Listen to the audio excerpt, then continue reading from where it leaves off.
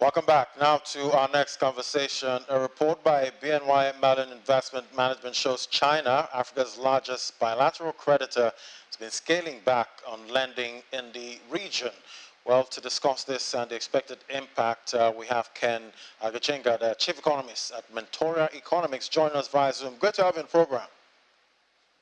Thank you for having me. Yeah, so Ken, why is China scaling back on lending to this region at the moment? Well, indeed, the many African countries are not growing at the rates that they used to. Many of them are suffering from debt distress, and the growth model that they have followed over the last 20 years has not delivered the type of growth that they had expected. So China is seeing this as a major concern and is pulling back. And quite interesting. I know a couple of conversations going on about China's strict policy when it comes to giving out these loans. But should we be worried, at this time because Africa still needs funding? You're absolutely right. Africa needs funding. Many countries are still struggling with the post-COVID crisis. Many of them are feeling the inflation effects from the Russia-Ukraine crisis. So if there was a time that funding was needed, particularly that kind of cheap funding that African countries have enjoyed from China, then the time is now. But as I said, the global economic environment seems very harsh right now, and China wants to sort of manage risk from that perspective.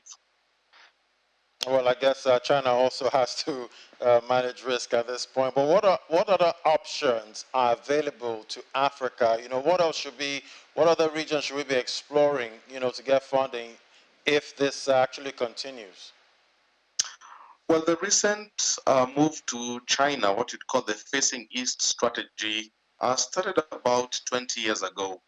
And prior to that, many African countries are really dependent on the Bretton Woods institutions, IMF and the World Bank.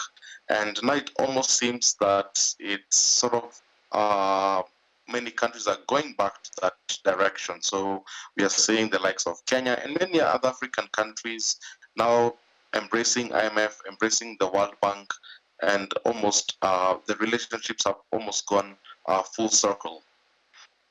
And do you think Africa should be preparing right now, for a world where we might find it hard to, access international loans?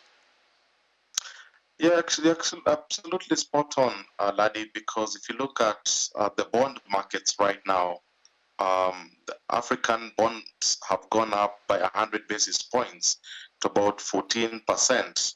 That's much higher than other emerging market bonds. So the ability to refinance in the commercial environment is becoming extremely tough, and that's why many of these countries are approaching the IMF and the World Bank. The only challenge with those concessional loans, yes, they are cheaper, but they do come with quite a number of conditions.